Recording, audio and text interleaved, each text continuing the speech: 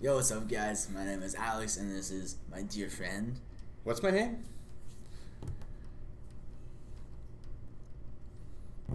Brandon? And welcome back to another album review.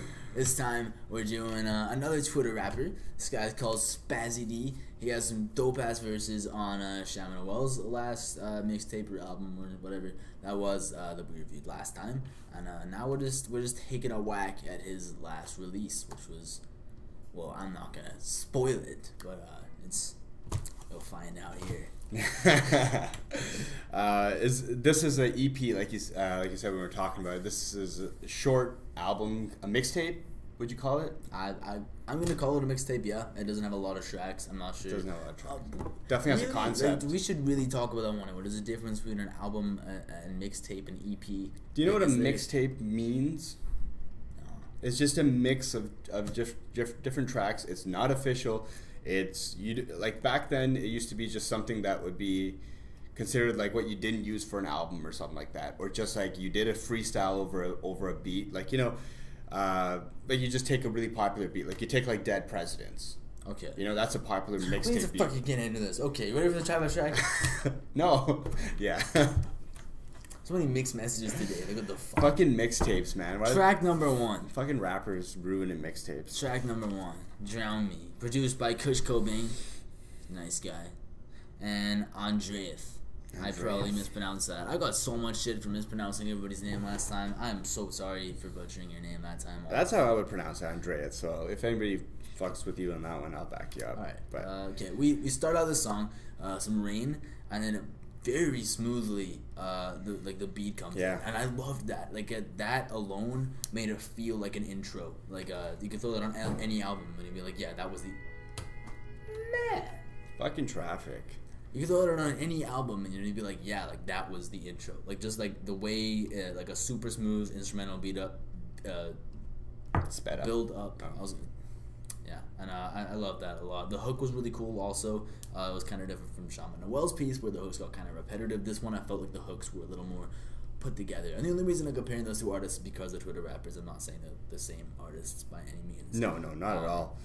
Fun fact before you get into what you're going to say is the first verse here is the first verse I ever heard of Spazzy D. I think that was like, that verse was like released like on Twitter. Schama Noel tweeted it out.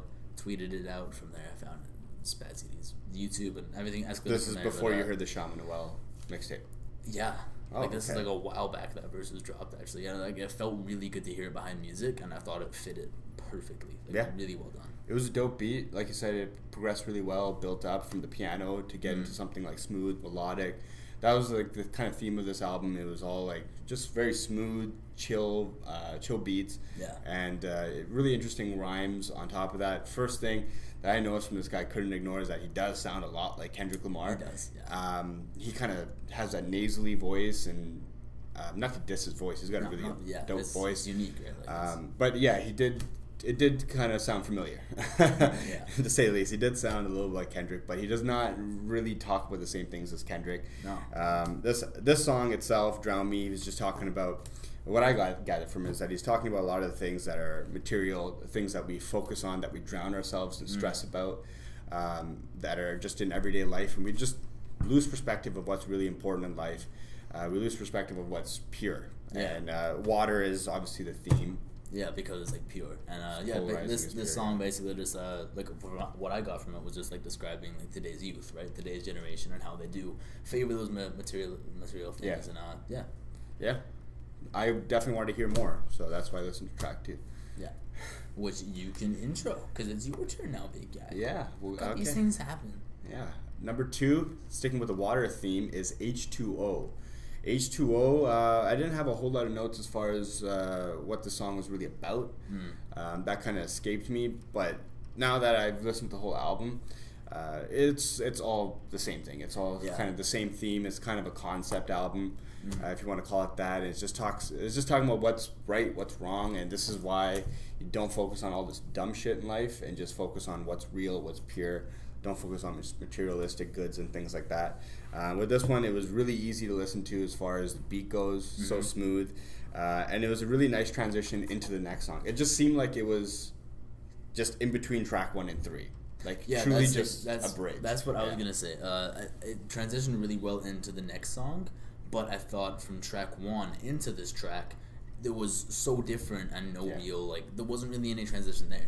Yeah. So I completely get that whether it transitions well into the next track, but like from the previous track transitioning into this one, I don't know. Like the first thing I wrote down is different from first track immediately. Could have used the transition track, but no real complaints though. Like it's a good piece, and I don't know, like the hook was a little boring, but I'm not gonna start criticizing that because honestly, it's Spazzy's lyricism, his flow, his fucking, it's all that matters. He's got Yeah. Track 3, you. Track number 3 is Waterfalls featuring Slayer X, who was also off the last album we reviewed. I like this song quite a bit, actually.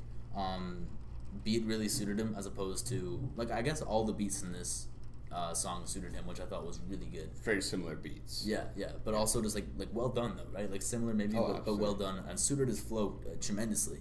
Because Spazzy, like, he raps pretty fast. A lot of the words he used maybe not be repeating them. In some cases he repeats them, but for purpose though, right? Yeah. And but like I can see how some beats would kind of hold back his flow, right? And I think there was the one song on the last album we reviewed that like the producer did in the end say it wasn't necessarily his fault, but like we had troubles hearing him, right? Yeah. We didn't have that problem a single time on this album. Not at all.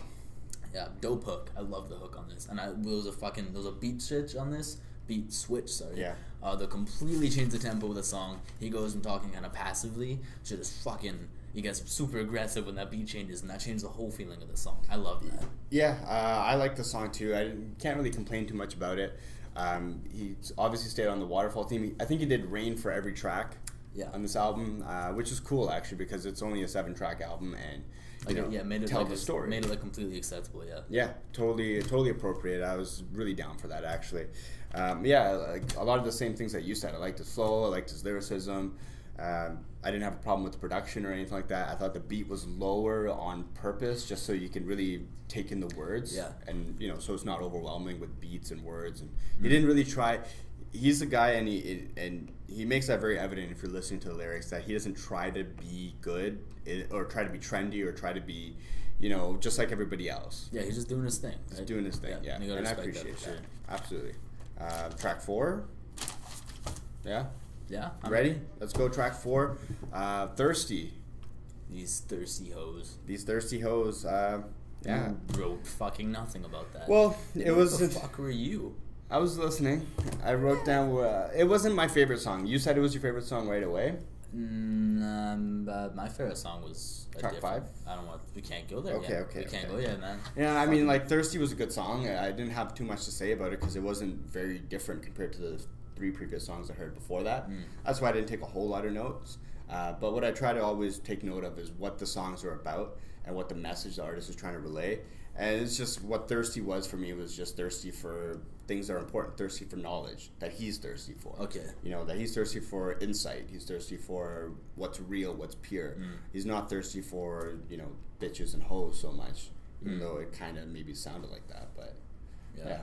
One thing I really liked about this song, that you kind of get this feeling throughout the entirety of the album, but the entire album stays in this kind of like Nile theme, right? It's like water, it's pure, it's like being him. But throughout that main theme, we got all these kind of like breaks of light with like different real world issues. And on this one, he starts a song immediately talking about race, right? Like he's saying like talking to a white woman. I think he introduces both verses that way. Yeah. But I love that. I think it's really cool how, although he's standing on one big issue throughout the entire album, he's throwing out all these other ones in between without really putting too much like a spotlight on it. And I think that was really cool. Also, the second verse from this, fucking incredible. I love the second verse. Okay. Track number 5. This guy's gonna stare at me awkwardly, apparently. Until he talks. Just listen. That's all this guy fucking does. Cool ass guitar beat.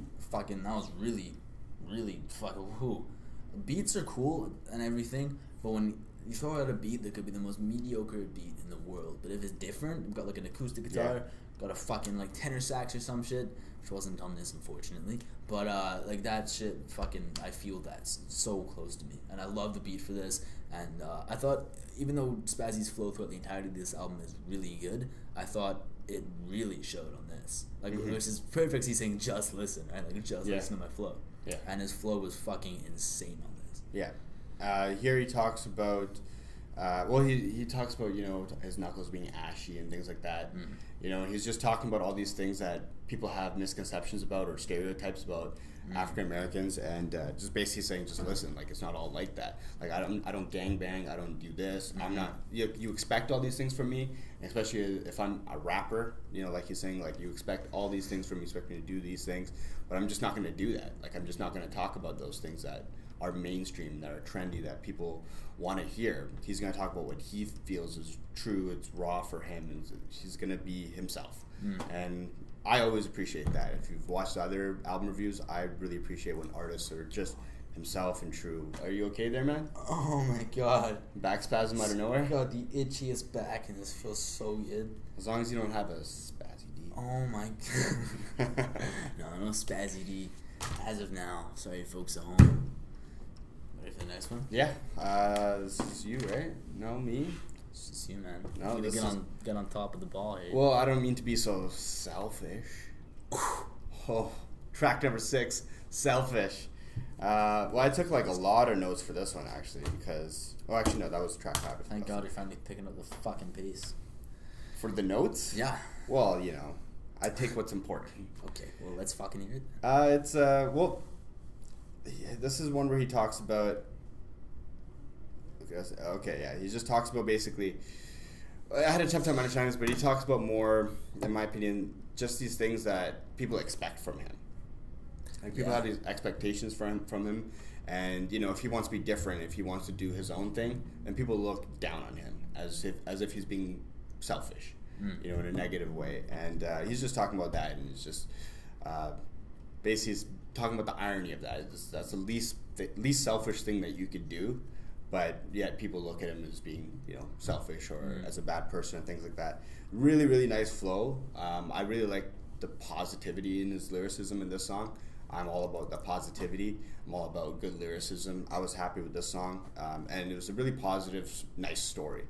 And I don't know, that was one of the best songs, I think, for me. Yeah, okay. I'm gonna throw a curveball here. I thought it was a really good song, except for the outro, which I thought was kind of like unnecessarily elongated. A lot of big words for you there. I don't know what any of those ones meant. But yeah, you got like the basic theme, but the basic message, right? At least that's what I was getting from it. Yeah. I thought this was the weakest track on the album. Really? Yeah, I'm sorry. I mean, I'm all about, you know, content. I'm all about, as far as what I like substance. Okay. And that song for me, I think, had the most substance. It did have quite a lot of substance. Yeah. But then we go into my favorite track number 7, Awake. And if you were sleeping by now during this album, you better be fucking awake now, let me tell you. This was a crazy one. Okay, I gotta read my notes. More substance. Okay, it sounds reasonably dark at first. I don't know if you got that vibe, because like it's piano, but it wasn't like the same kind of light piano creepy. We got from it was like a creepy one, right?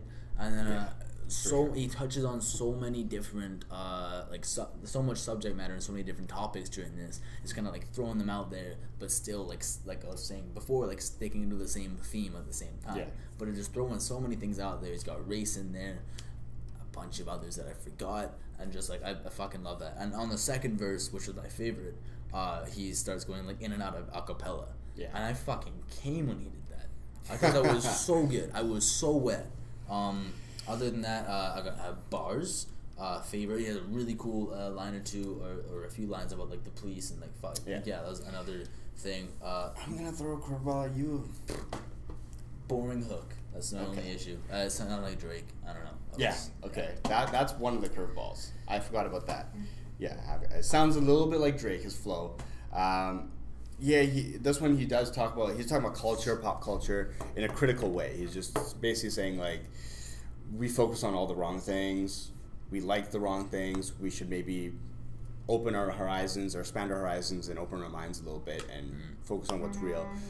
He did have a good flow on this. The second verse, I think, probably was the best verse on this one. But at the beginning of the song, he did sound a little like Drake, and I don't like when rappers sound like other rappers, like actually flow like other rappers. Yeah, I can see like accidentally like kind of intertwining, but it did almost seem like on the hook he went out of his way to mock. Like it seemed like mockery, right? Like that's the vibe I was getting. So I wasn't genuinely like taken away from it, taken away by it. Because I wasn't like, oh fuck, this sounds like another rapper. Just trying to be ironic, like satirical about it. Yeah, like, you know, and it fits the track because he's basically talking about society and pop culture. Yeah, absolutely. Yeah. What I didn't like about it is by the end of this album, we had heard so much about, you know, what's real and what's important and, you know, perspective gaining thoughts and things like that, and it's just by the end of it seemed a little preachy for me and it was just a little tired. Maybe, yeah. I think the fact that about one piece of work keeping the same theme the entire time is a cool idea. Yeah, absolutely. I do think that like it did save him the fact that he had like less tracks. That definitely saved. Absolutely, yeah. Like there were shorter tracks too, but I don't know. I liked it. I really like this album. I definitely enjoy the album. Yeah, I don't think I'd rate it as high as the only other Twitter rapper reviewed so far. But that's just because like Schama is the he's the 7 god. He's the 7. These things happen. Yeah. And, I don't know. Want to say anything? Well, this is the first time hearing a Spazzy D album. Probably yours too. This is his first piece, I think.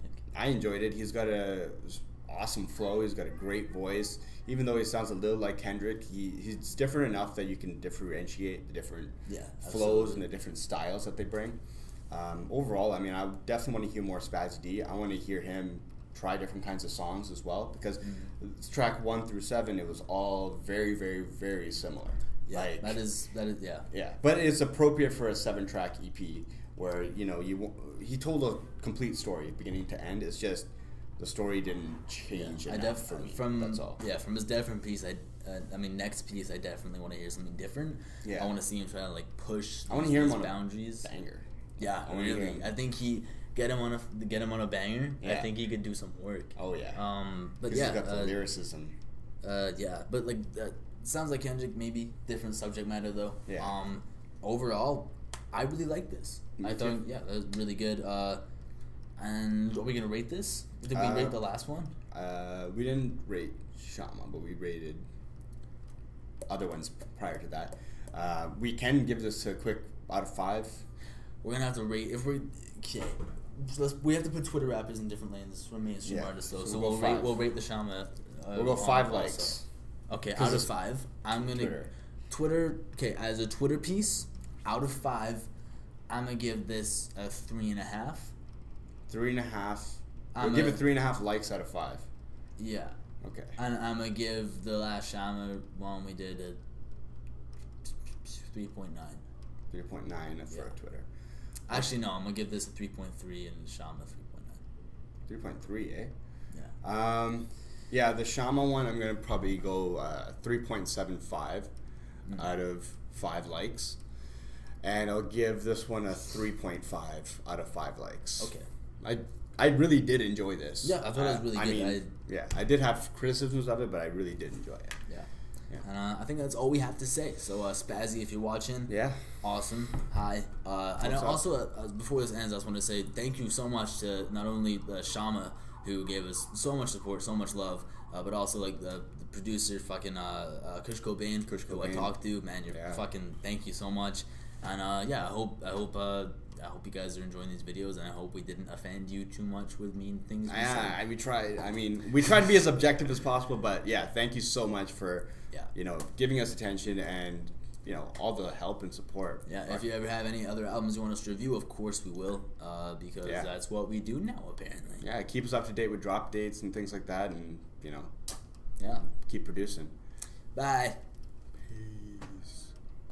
Yo, what's up, guys? My name is Alex, and this is my dear friend. What's my name?